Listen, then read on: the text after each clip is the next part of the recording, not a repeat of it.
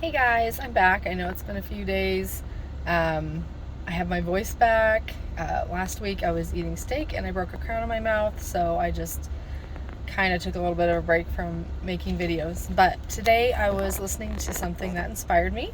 I was listening to Bible in a Year. You can find it on the Ascension app or on a lot of podcast players. And Father Mike Schmidt reads the Bible, and he reads the entire Bible in 365 days. So I'm only on day like 30 or 31, I think. And he was talking about Pharaoh and the plague with the frogs that were coming out of the Nile and like getting everywhere, in the beds, in the food, and everywhere.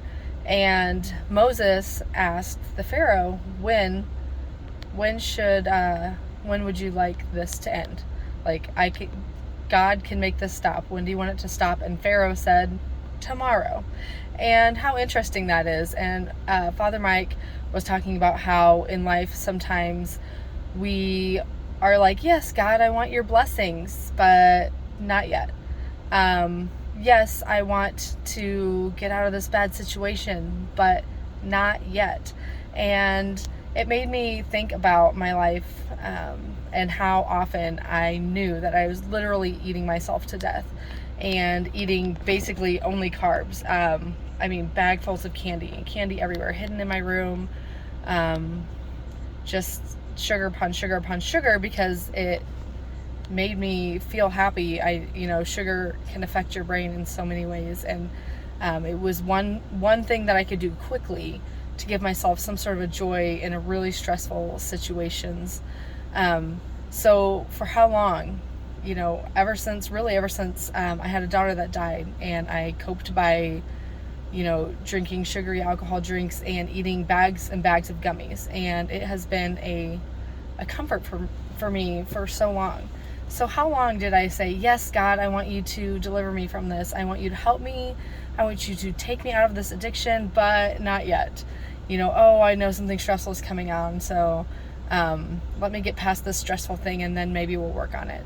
And I am just so thankful that God has given me the strength to start this journey of eating the carnivore diet, because although I was successful on the keto diet, still eating those the fake sugars and the sweet tastes, I was still craving sweetness all the time, and I was still looking for it. And the further I went on keto, the more I was eating those keto treats that are still just feeding into the sugar monster in your brain. And so for me, carnivore is one way to just like break free from the sugar addiction.